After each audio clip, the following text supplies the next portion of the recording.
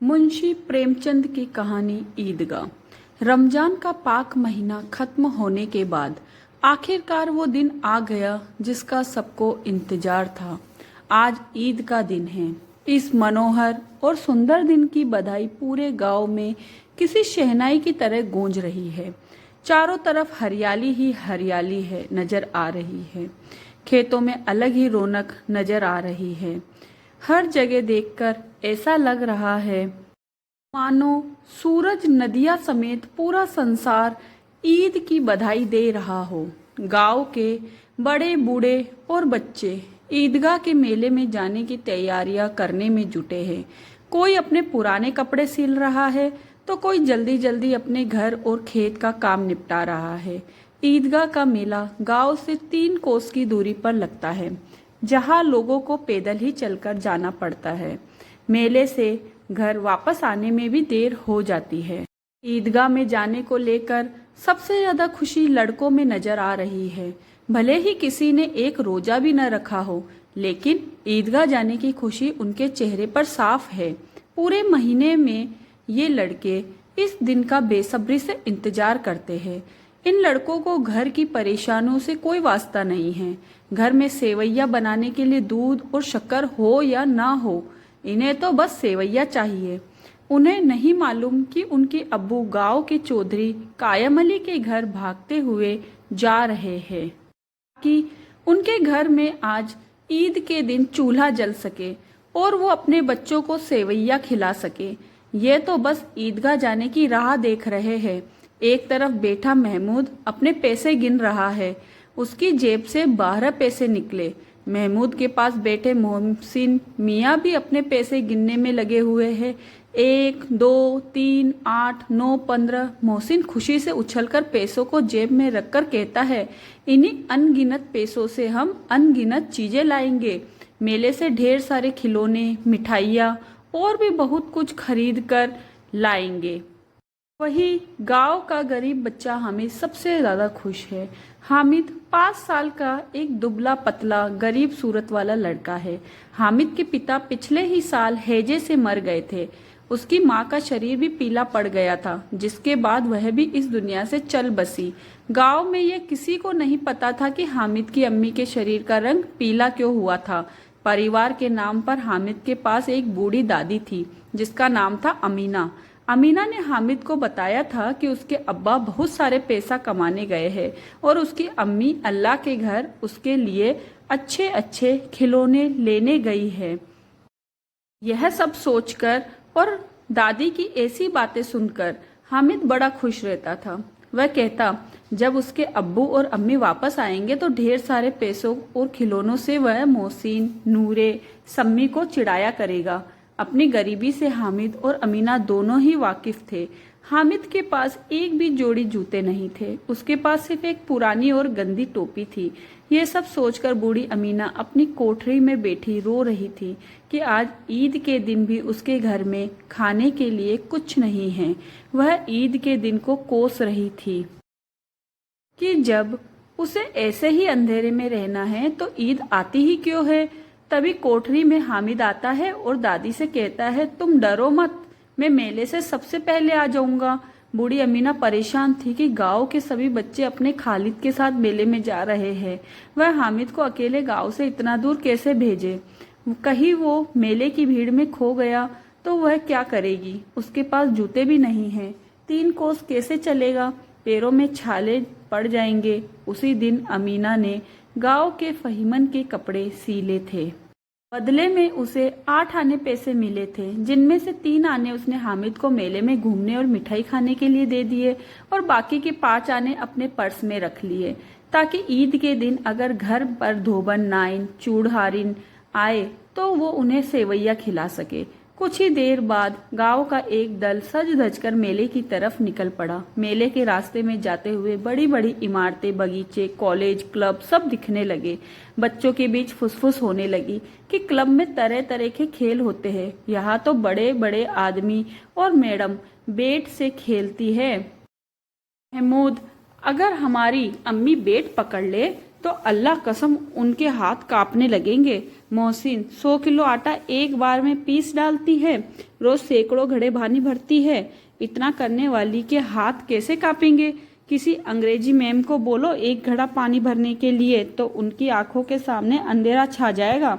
महमूद, लेकिन हमारी अम्मी दौड़ या उछल कूद तो नहीं कर सकती। मोहसिन, हाँ उछल कूद तो नहीं कर सकती, लेकिन गाय पकड़ने के लिए उनसे तेज तो मैं भी नहीं दौड़ सकता। आगे उन्हें हलवाइयों की दुकान मिली। मोहसिन ने कहा, अब्बा ने बताया था कि रात को जिन आते हैं जो दुकानों पर बची हुई सारी मिठाइयाँ खरीद ले जाते हैं और बदले में रुपए पैसे भी नहीं देते हैं। हामिद को मोहसिन की बात पर यकीन न आया। उसने पूछा, जिनको रुपए कहाँ से मिलते होंगे? मोहसिन ने बताया, जिनके पास खुद के खजाने हैं उन्हें भला पैसे रुपयों की क्या कमी होगी। तभी हामिद ने फिर पूछा, क्या जिन बहुत बड़े होते हैं? मोहसिन, हाँ उनका सिर आसमान के जितना ऊंचा होता है, लेकिन अगर वो चाहे तो एक लोटे में भी घुसकर बैठ सकते हैं। हामिद, तो क्या जिन को खुश करने के लिए लोग कोई मंत्र फूंकते हैं? मुझे भी पता चले तो मैं भी एक जिन को खुश कर लूंगा। मोहसिन, मुझे ये तो नहीं पता, लेकिन सुना है चौधरी के पास कई जिन हैं। उनके जिन तो चोरों और चोरी हुई चीजों का भी नाम बता देते हैं। एक दिन जुमराती का बछुआ खो गया था। 3 दिन बाद भी जब नहीं मिला तो वो चौधरी के पास गए। चौधरी ने फट से बता दिया कि उसका बछुआ मवेशी खाने में है। थोड़ा आगे चलने पर पुलिस लाइन पहुंच गए। एक बच्चे ने कहा, यहाँ सब पुलिस वाले रहते हैं जो रात रात भर घूमकर घरों में चोरियां होने से रोकते हैं। यह बात सुनकर मोहसिन बोला, गलत कह रहे हो तुम। शहर के सारे चोर डाकू इन पुलिस वालों से मिले होते हैं। चोरों से कहकर ये दूसरे मोहल्ले में भी चोरी करवाते हैं और खुद किसी दूसरे मोहल्ले में पहरा देते हैं। मेरे मामा खुद एक पुलिस वाले हैं। महीने में उनको 20 रुपए तनख्वाह मिलती है, लेकिन घर पर वो 50 रुपए देते हैं। मैंने उनसे पूछा भी था कि इतने रुपए कहाँ से आते हैं, तो उन्होंने कहा कि अल्लाह देते हैं। वो चाहे तो एक दिन में लाखों भी कमा सकते हैं, लेकिन फिर बदनामी ना हो इसलिए इतना ही देते हैं। इतने में हामिद बोला, अगर ये लोग खुद चोरी करवाते हैं तो फिर इन्हें कोई पकड़ता क्यों नहीं है? मोहसिन, अरे इन्हें कौन पकड़ सकता है, क्योंकि पकड़ने का काम तो इनका खुद का ही है, लेकिन अल्लाह भी इन्हें सजा देने में पीछे नहीं पड़ता है। मेरे मामा के घर में कुछ ही दिनों में आग लग गई। उनका सारा पैसा व सामान जलकर खाक हो गया। हामिद, क्या 150 से ज्यादा होते हैं? मोहसिन, 50 तो एक थैली जितना होता है, जबकि 100 तो 2 थैलियों से भी ज्यादा होता है। अब आगे उन्हें ईदगाह जा रहे लोगों की दूसरी टोलियां मिलने लगी। थोड़ी देर में ईदगाह भी नजर आ गई, जहां पहुंचकर सबने एक इमली के पेड़ के नीचे नमाज पढ़ी। नमाज पढ़ने के बाद सबसे पहले लोग मिठाई और खिलौनों की दुकानों पर पहुंचे। हामिद को छोड़कर महमूद, मोहसिन, नूरे और सम्मी सभी एक एक पैसा देकर घोड़ों और ऊंटों पर बैठकर सवारी का आनंद लेने लगे। इसके बाद सभी खिलौनों की दुकान पर गए। महमूद ने 2 पैसे का सिपाही खरीदा, जिसने खाकी वर्दी और लाल पगड़ी पहनी थी। उसके कंधे पर बंदूक भी थी। मोहसिन ने भी 2 पैसे में पानी पिलाने वाली भिश्ती खरीदा। उसकी कमर झुकी हुई थी और उसके ऊपर पानी भरने वाला मशक रखा हुआ था। नूरे ने भी 2 पैसे में वकील खरीदा, जिसने काले और सफेद रंग का कपड़ा पहना था। उसके कपड़े की एक तरफ जेब में घड़ी, सुनहरी जंजीर और एक हाथ में कानून का पौधा था। वही हामिद सोच रहा था कि अगर ये खिलौने एक बार नीचे गिर गए तो सब बर्बाद हो जाएगा, इसलिए उसने खिलौनों को खरीदने में दिलचस्पी नहीं दिखाई। लेकिन मन ही मन वह उन खिलौनों को हाथ में लेने के लिए उत्सुक हो रहा था। मोहसिन, मेरा भिश्ती हर रोज पानी पिलाएगा मुझे। महमूद, मेरा सिपाही मेरे घर की पहरेदारी करेगा। नूरे, मेरा वकील हर दिन नया मुकदमा लड़ेगा। सम्मी, मेरी धोबिन हर रोज कपड़े धोएगी। आगे बढ़े तो मिठाइयाँ दिखी। यहाँ भी हामिद को छोड़कर किसी ने रेवड़ी खाई तो किसी ने गुलाब जामुन और किसी ने हलवा। हामिद बस जलचाई आंखों से सबको घूर रहा था। मोहसिन ने चिढ़ाते हुए कहा, हामिद रेवड़ी खा लो, इसकी खुशबू बहुत अच्छी है। हामिद मोहसिन के पास जाता है और उसके सामने अपना हाथ फैलाता है। मोहसिन ने एक रेवड़ी निकाली और हामिद को दिखाते ही उसे खुद खा गया। यह देखकर महमूद, नूरे, सम्मी तालियां बजाकर हंसने लगे। तभी महमूद कहता है, हम तुम्हें गुलाब जामुन खिलाएंगे। मोहसिन तो शरारती है। इस बार हामिद ने साफ साफ उन्हें मना कर दिया कि वो मिठाई नहीं खाएगा। मिठाइयों की दुकानों के बाद मेले में कुछ लोहे की चीजों की दुकानें थी, जहां पर तरह तरह के नकली गहने भी थे। लड़कों को इनमें कोई दिलचस्पी नहीं थी, तो वे मेले में आगे बढ़ गए और शरबत पीने लगे। लेकिन हामिद एक चिमटे की दुकान के पास खड़ा हो गया। उसे याद आया कि रोटी बनाते समय उसकी दादी के हाथ जल जाते हैं। उसने सोचा कि अगर वह चिमटा खरीद लेगा तो दादी का हाथ नहीं जलेगा और वो उसे ढेर सारी दुआएं भी देगी। हामिद दुकानदार से चिमटे की कीमत पूछता है। पहले तो दुकानदार हामिद को मना करता है कि यह उसके काम की कोई चीज नहीं है, लेकिन बाद में उसने बताया कि वह एक चिमटे की कीमत 6 पैसे है। अगर उसे लेना है तो वह 5 पैसे लगा देगा। हामिद ने कहा, क्या 3 पैसे में दोगे ये चिमटा? हामिद को लग ही रहा था कि दुकानदार उसे डांटेगा, लेकिन दुकानदार ने डांटने की जगह हामिद को 3 पैसे में चिमटा बेच दिया।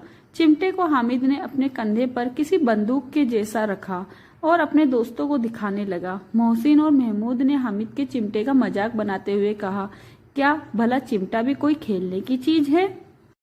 हामिद ने जवाब दिया, हाँ, मेरा चिमटा भी एक खिलौना है। कंधे पर रखूं तो यह बंदूक लगती है और हाथ में ले लूं तो किसी फकीर का चिमटा लगता है। मैं इस चिमटे से मजीरे का काम भी कर सकता हूँ। अगर एक भी चिमटा तुम्हारे खिलौनों को लगा तो इनका यही दम निकल जाएगा। सम्मी ने बजाने वाली खजरी खरीदी थी। वह हामिद के चिमटे से काफी प्रभावित हुआ।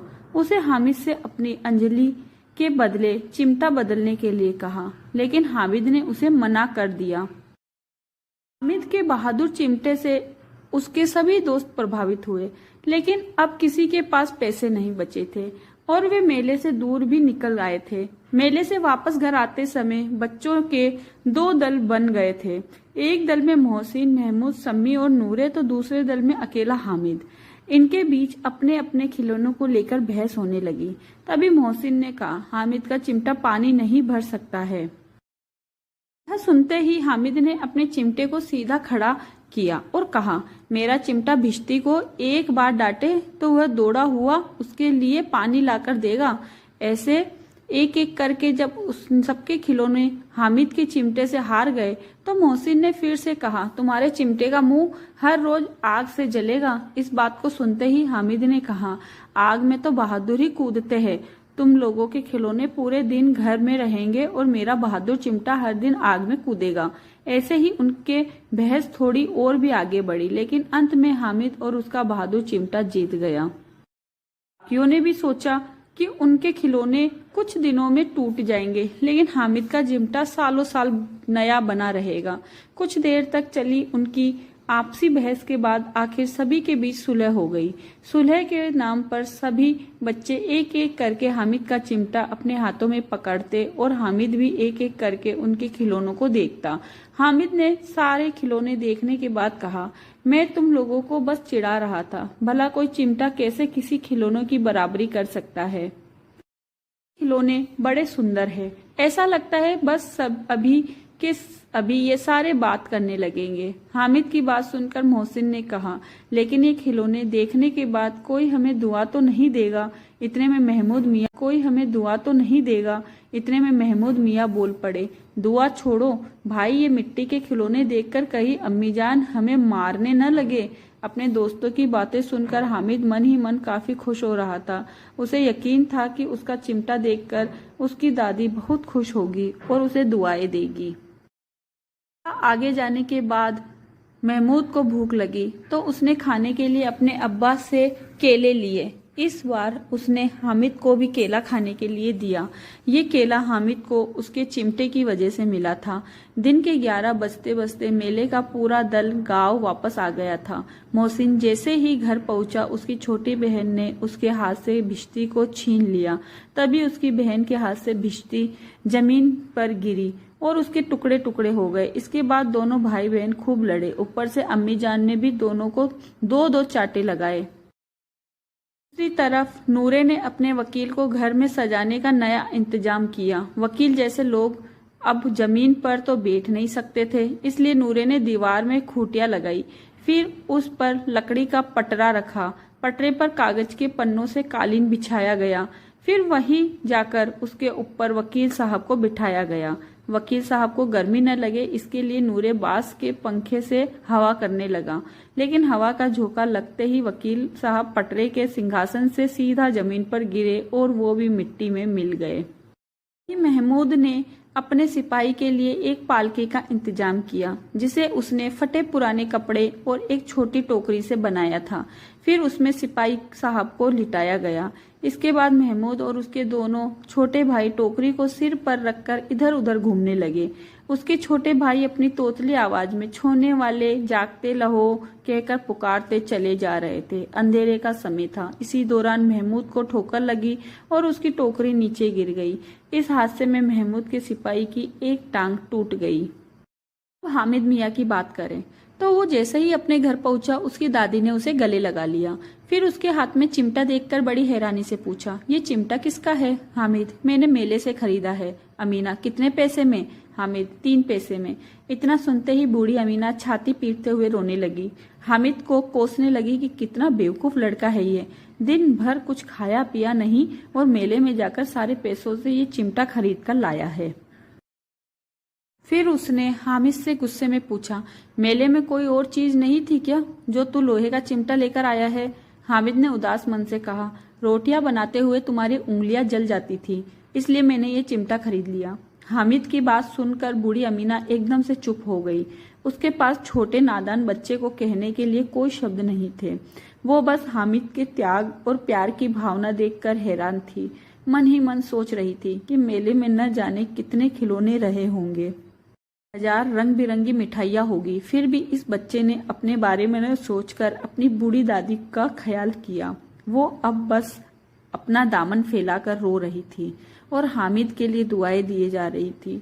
हामिद बस बूढ़ी दादी के आंखों से गिरते आंसू को देखे जा रहा था। कहानी से यह सीख, अपनी सारी इच्छाओं और लालसाओं को त्याग कर मन में दया और प्यार की भावना रखना ही हमें सबसे धनवान, साहसी और बड़ा बनाता है। धन्यवाद दोस्तों, आपको ये कहानी कैसी लगी हमें जरूर बताइएगा। जय श्री कृष्ण।